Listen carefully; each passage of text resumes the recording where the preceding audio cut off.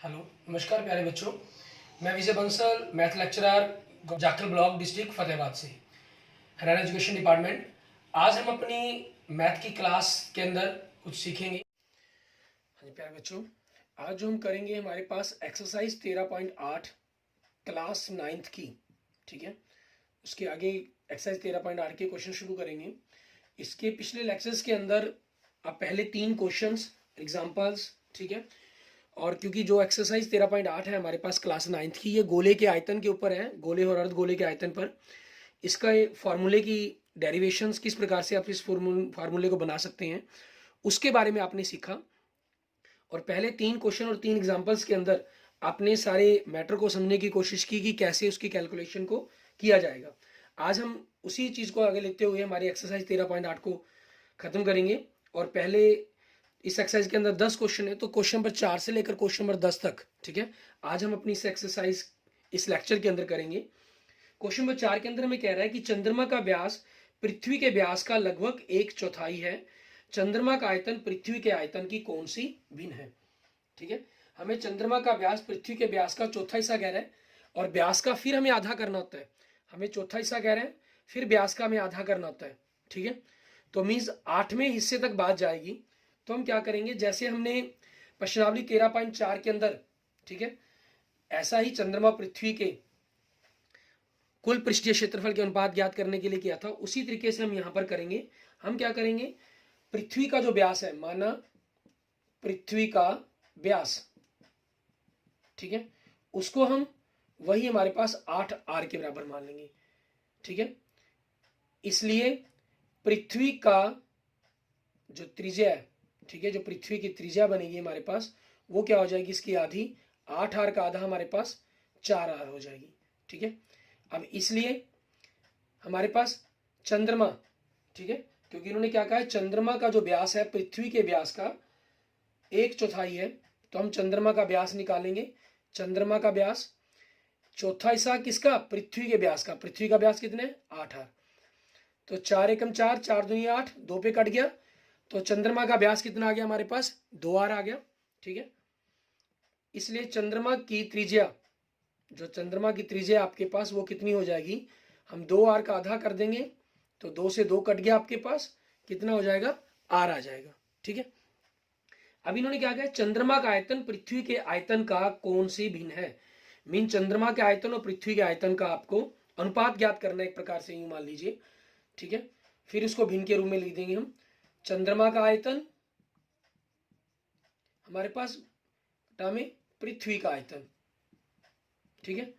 और चंद्रमा का आयतन क्या हो जाएगा, 4/3 पाई, त्रिज्या कितनी है चंद्रमा की, r की घात 3, बटा में 4/3 पाई पृथ्वी की त्रिज्या, पृथ्वी की त्रिज्या कितनी है, 4r की घात 3, ठीक है। अब यहां पर आप देखें, हमारे पास जो 4/3 पाई, 4/3 पाई ऊपर नीचे दोनों तरफ दिया गया, तो 4/3 पाई से 4/3 पाई आपके पास क्या हो जाएगा, दोनों कैंसिल हो जाएंगे। और आगे ऊपर r की घात 3, r की घात 3 ही बन जाएगा, और 4 आपके पास 4 का घन 64, और r की घात 3, ठीक है। फिर r की घात 3, r की घात 3 आपस में कट गए एक पर, तो आपके पास कितना आ गया, 1/64, ठीक है। आप अनुपात कहें तो 1/64 बन जाता है, लेकिन इन्होंने भिन्न के रूप में पूछा हमसे, तो हम भिन्न के रूप में ही लिख देंगे इसको। चंद्रमा का आयतन हमारे पास, ठीक है, और दूसरी तरफ जाकर आपके पास क्या बन, 1/64 उधर है, मीन्स पृथ्वी के आयतन का 1/64 बन जाएगा, पृथ्वी का आयतन, ठीक है। ये हमारे पास हमारे क्वेश्चन का आंसर बन जाएगा। क्लियर।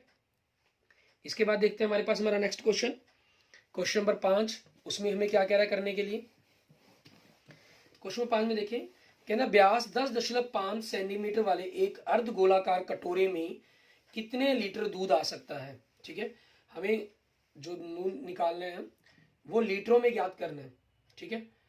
अर्ध गोलाकार कटोरा दिया गया आपको, अर्ध गोलाकार कटोरे का व्यास कितना दे रहा है हमें, 10.5 सेंटीमीटर।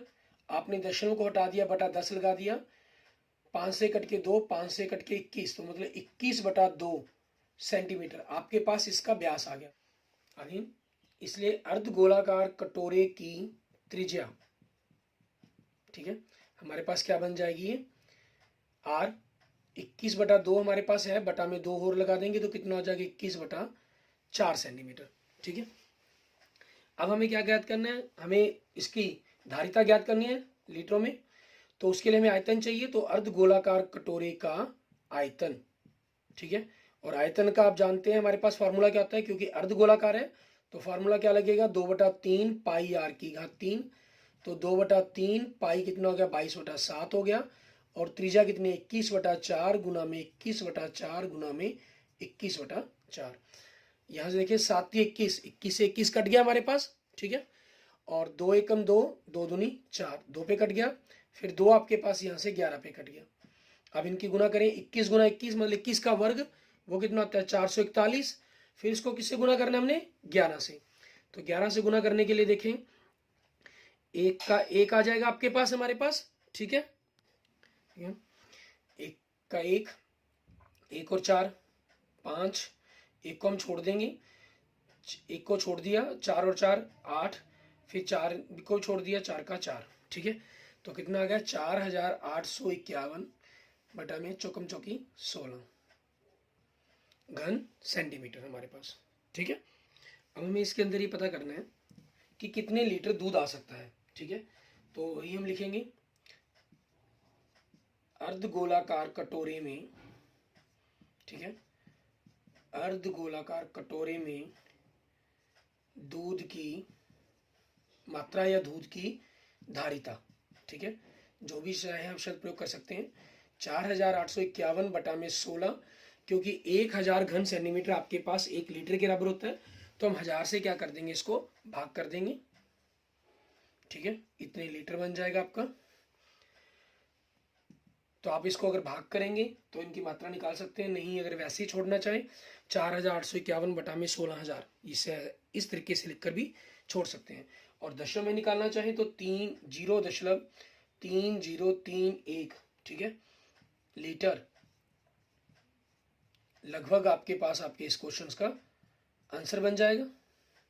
ठीक है, आगे देखेंगे हमारे पास हमारा नेक्स्ट क्वेश्चन, क्वेश्चन नंबर 6। इसमें हमें क्या कह रहा है, ये क्वेश्चन नंबर 6 में देखें, हमें कह रहा है कि एक अर्धगोलाकार टंकी 1 सेंटीमीटर मोटी एक लोहे की चादर से बनी हुई है। यदि इसकी आंतरिक त्रिज्या 1 मीटर है तो इस टंकी को बनाने में लगे लोहे का आयतन ज्ञात कीजिए। तो आपके पास जो अर्धगोलाकार टंकी बनी हुई है वो 1 सेंटीमीटर मोटी लोहे की चादर से बनी हुई है, और इन्होंने में आंतरिक त्रिज्या दी हुई है, तो वो देखें अर्धगोलाकार, ठीक है, अर्धगोलाकार लोहे की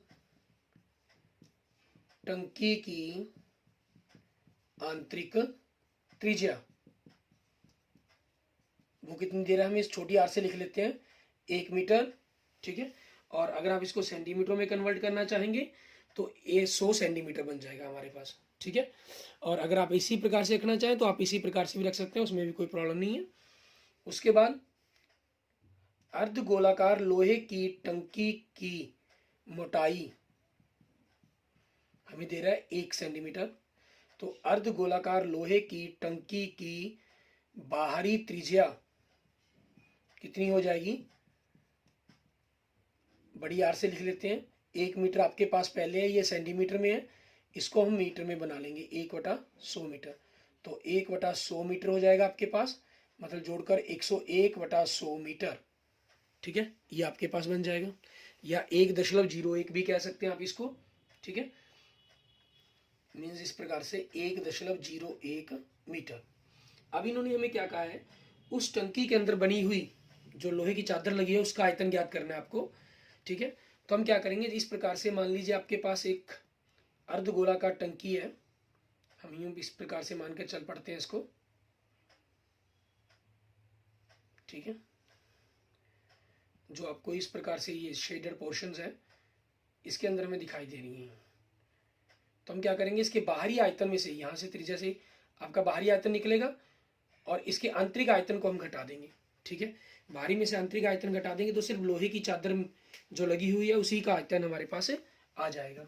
ठीक है, तो उसके लिए क्या करेंगे, इसलिए अर्ध गोलाकार लोहे की टंकी का आयतन फार्मूला 4/3 पाई, सॉरी अर्ध गोलाकार है तो 2/3 लग जाएगा। ठीक है, 2/3 पाई। और आपको करना क्या है, अब त्रिज्या में से ही त्रिज्या को घटाना है आपने। ठीक है, तो हमें बड़े बाहरी आयतन में से आंतरिक आयतन को घटाना होगा। ठीक है, अब इसकी कैलकुलेशंस करें, 2/3 पाई, यहाँ से आप r³ माइनस r³, ये कर सकते हैं। 2/3 पाई दोनों में से कॉमन निकल गया आपके पास। ठीक है, अब इनकी कैलकुलेशन करें तो 2/3 पाई, पाई का मान कितना हो जाएगा 22/7, और यहाँ पर आपके पास बड़ी आर का मान 1.01 और छोटी त्रिज्या का मान 1। ठीक है, इनकी कैलकुलेशन की 22 दूनी 44/7, ये 21 आ गया आपके पास। ठीक है, और 1.01 का घन मतलब 101 का घन कह लें एक प्रकार से। ठीक है, तो आपके पास क्या बन जाएगा 1.030301। ठीक है, ये आपके पास बन जाएगा, -1 करेंगे तो 44/21 इनकी गुना, इनको घटा दिया तो 0.030301। ठीक है, ये आपके पास आ गया। इनको हमने 44 से गुना करके हम 21 से भाग कर देंगे। ठीक है, और आपके पास आपका जो आंसर है वो लगभग आंसर हो जाएगा तैयार हमारे पास। ठीक है, आपने इस मान को 44 से गुना कर लें। ठीक है, 44 से गुना करने पर हमारे पास क्या बनता है, 44 को 1 से गुना किया 44, क्योंकि 0 के कारण 44, तो ये हमारे पास कितना होता है 132 से लेकर 44 थी 132, 132 और 133 बन जाएगा। तो 1.333244/21। ठीक है, घन सेंटीमीटर आ गया। और फिर अगर आप इसको 21 से भाग कर देते हैं तो आप वो भी चाहे भाग कर सकते हैं हमारे पास। ठीक है, वो लगभग आपके पास दशमलव के अंदर जितना भी हमारे पास आंसर बनेगा उस हिसाब से आप लिख सकते हैं इसको 0.06, ठीक है, 348 घन सेंटीमीटर। ठीक है, आपके पास वो आपकी चॉइस पर डिपेंड करता है कि आप आंसर को यहाँ रखना चाहते हैं या इस फॉर्म तक रखना चाहते हैं। ठीक है, वो हमारी चॉइस पर डिपेंड करता है। हाँ, कई बार आपको ऑब्जेक्टिव टाइप क्वेश्चन आते हैं, ऐसे किसी क्वेश्चन के अंदर ऑप्शन ही दे दिए जाएं। ठीक है, जैसे आप जानते हैं कि अब आपका 50% सिलेबस है। ठीक है, जो इस सेशन के लिए 2020-21 के लिए 50% सिलेबस ऑब्जेक्टिव टाइप आना है। अदरवाइज हमारे हर सेशंस के अंदर हमारा जो 20% सिलेबस है, ठीक है, वो ऑब्जेक्टिव टाइप आता ही है। तो उसके अंदर अगर कोई ऑप्शन में फिक्स आ जाए तो हमें फिर उसी प्रकार से चलना पड़ता है। ठीक है, आगे देखेंगे हम हमारे पास हमारा नेक्स्ट क्वेश्चन नंबर 7, उसके अंदर हमें क्या कह रहा है करने के लिए कि हमें किस प्रकार से उसको सॉल्व करना होगा वो देखेंगे। क्वेश्चन नंबर 7 में कह रहे हैं उस गोले का आयतन ज्ञात कीजिए, ठीक है, जिसका पृष्ठीय क्षेत्रफल 154 वर्ग सेंटीमीटर हो। ठीक है, आपको गोले का पृष्ठीय क्षेत्रफल दिया गया है, गोले का पृष्ठीय क्षेत्रफल, तो हमारे पास 154 वर्ग सेंटीमीटर दिया गया। पृष्ठीय क्षेत्र का फार्मूला होता है 4 पाई r³2। तो यहां से अगर हम कैलकुलेशन करें r³2 154/4 पाई 22/7, 22 एकम 22, ठीक है, और 22 सतह आपके पास कितना होता है 154 होता है। ठीक है, तो अब आपके पास ये क्या बन गया, ऊपर 7 × 7 है और नीचे 4, 2 × 2 बन जाएगा, मतलब 7/2 का वर्ग बन गया एक प्रकार से। तो इसलिए हम यूं कह सकते हैं कि गोले की त्रिज्या आपकी बन गई, गोले की त्रिज्या, ठीक है, आर का मान आ गया आपके पास कितना 7/2 सेंटीमीटर। हमें क्या कहा है, गोले का आयतन ज्ञात करें, गोले का आयतन, तो गोले का आयतन क्या हो जाएगा 4/3, आपका गोल है 4/3 पाई r³3, तो 4/3 पाई 22/7 गुना में 7/2 गुना में 7/2 गुना में 7/2, एक 7 से 7 कट गया, 2 दूनी 4, 4 से 4 कट गया, 2 आपके पास यहाँ से सीधा 11 पे कट गया, 11 दूनी 22। अब हमें इनकी गुना करनी है, 7 7 49 को 11 से गुना करेंगे हम। ठीक है, और 11 के लिए 9 का 9, 9 और 4 13, हसल 1, 4 और 1 5, 539। ठीक है, 539/3 घन सेंटीमीटर, ये आपके पास आपके गोले का आयतन आ गया। ठीक है, आप इनको दशमलव में लिखना चाहे दशमलव में लिख दें, आप इसी प्रकार से लिखकर छोड़ना चाहे तो आप इसी प्रकार से लिखकर भी छोड़ सकते हैं। ठीक है, आगे देखेंगे हमारे पास हमारा नेक्स्ट क्वेश्चन, क्वेश्चन नंबर 8। उसके अंदर हमें क्या कह रहा है ये करने के लिए, उसको देखते हैं। क्वेश्चन नंबर 8 में कह रहे हैं किसी भवन का गुंबद एक अर्ध गोले के आकार का है। ठीक है, कोई भवन है उसके ऊपर एक गुंबद बना हुआ है, वो किस आकार के, अर्ध गोलाकार है।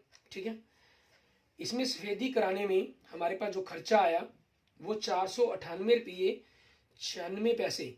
ठीक है, वह हुआ। यदि सफेदी कराने की दर 2 रुपये प्रति वर्ग मीटर हो तो ज्ञात कीजिए गुंबद का आंतरिक वक्र पृष्ठीय क्षेत्रफल और गुंबद के अंदर हवा का आयतन। मीन्स पहले आपके क्वेश्चन नंबर 7 में क्या था, आपको क्षेत्रफल दिया गया था, आयतन पूछा गया था। इसमें हमें क्षेत्रफल भी ज्ञात करना है खर्चे से। अभी तक जितने भी क्वेश्चन आपने किए हैं, आप क्षेत्रफल आयतन ज्ञात करते हैं, उसके बाद उसका खर्चा ज्ञात करते हैं। यहाँ खर्चा दिया गया, मीन्स उन क्वेश्चनों का एक प्रकार से ये उल्टा चलेगा क्रम। ठीक है,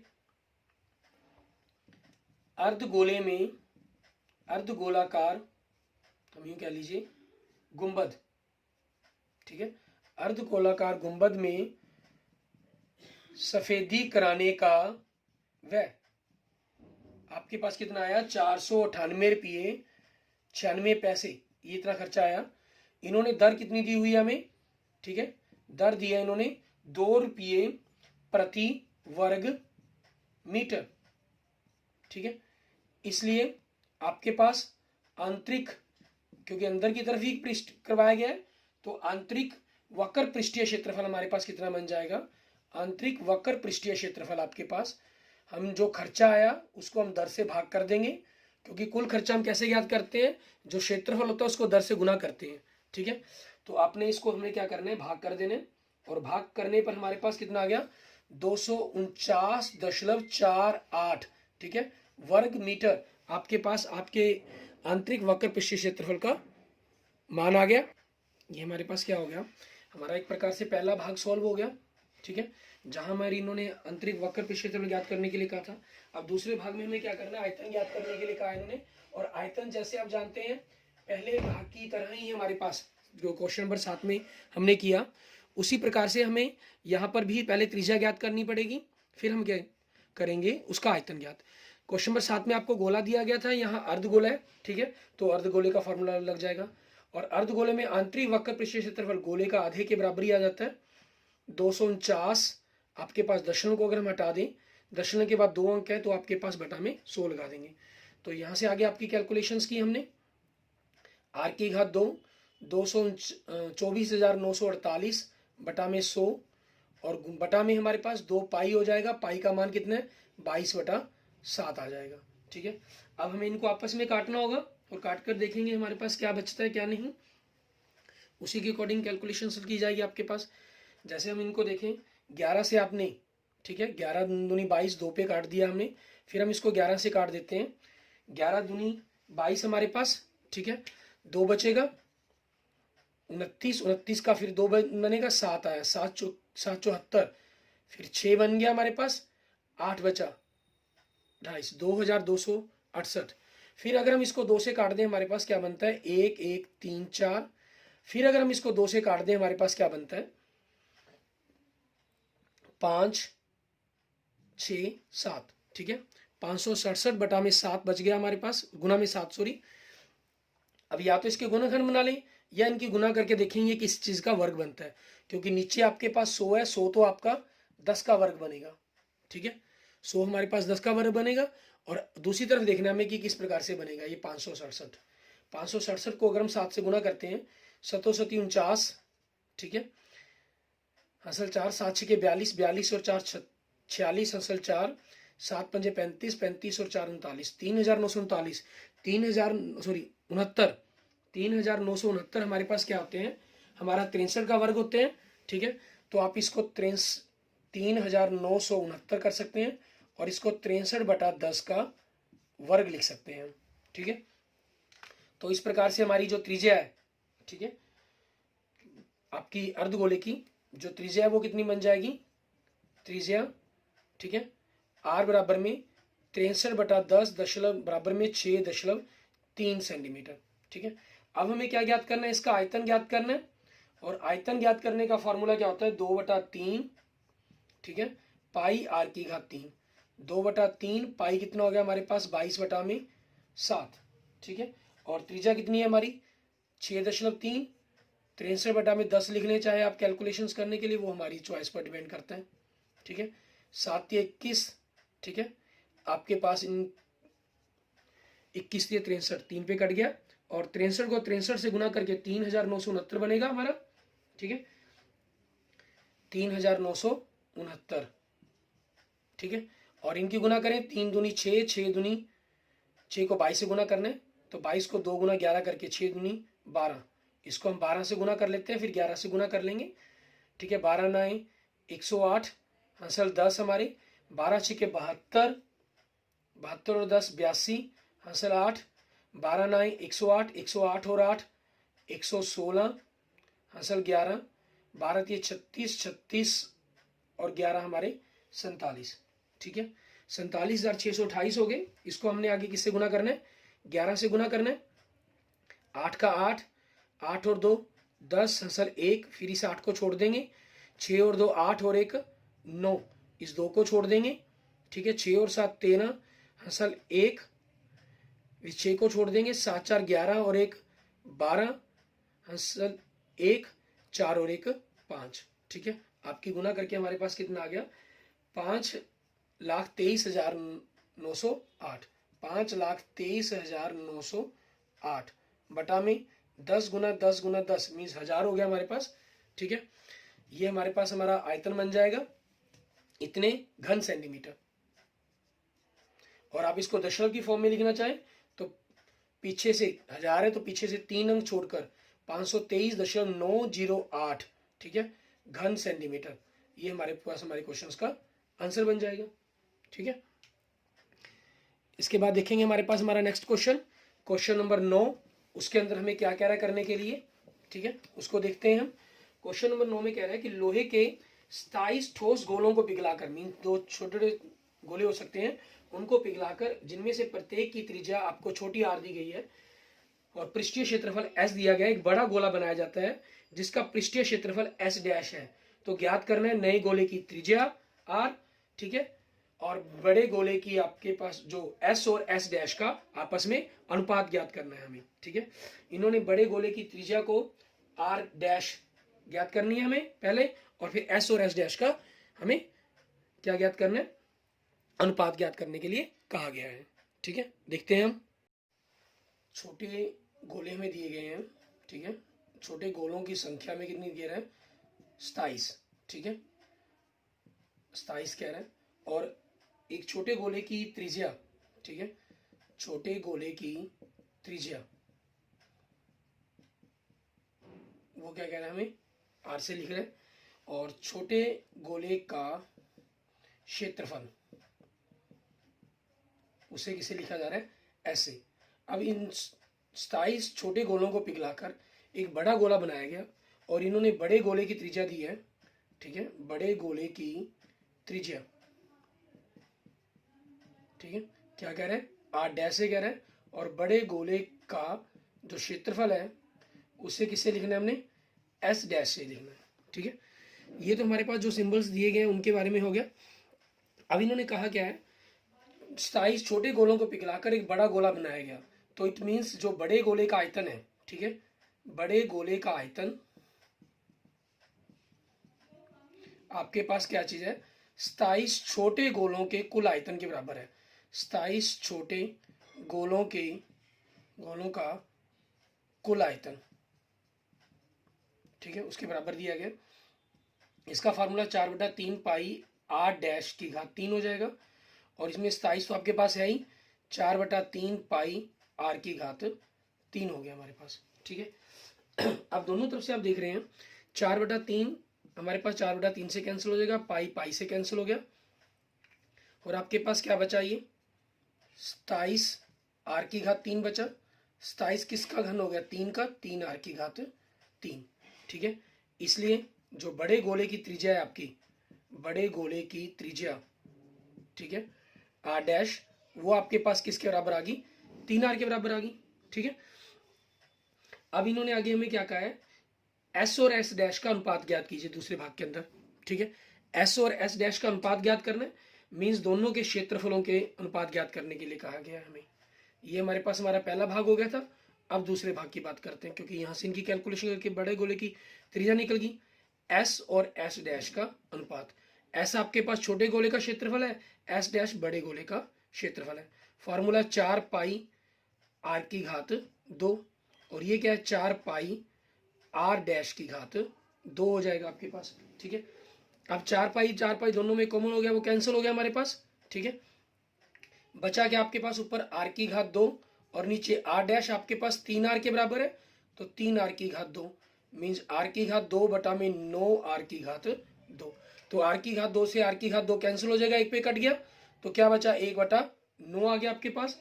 मतलब दोनों का जो अनुपात है आपस में, ठीक है, आपके पास एस और एस डैश का जो अनुपात है, हम कहें अनुपात आपके पास एस अनुपात एस डैश, वो कितना हो गया 1:9 हो गया आपके क्वेश्चन का आंसर। क्लियर, इस तरीके से आपका क्वेश्चन नंबर 9 हो जाता है। आगे देखते हैं हमारे पास हमारा इस एक्सरसाइज का लास्ट क्वेश्चन 13.8 का। इस तरीके से आपका जो सिलेबस है, ठीक है, अगर आपने 14 और 15 चैप्टर्स को आप पहले कर चुके हैं तो आपका ये सिलेबस कंप्लीट हो जाता है।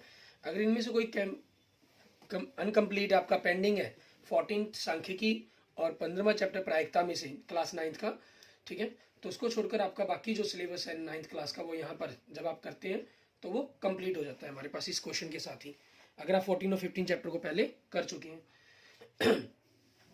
इस लास्ट क्वेश्चन में कह रहा है हमें दवा का एक कैप्सूल है जो 3.5 मिलीमीटर व्यास का एक गोला है।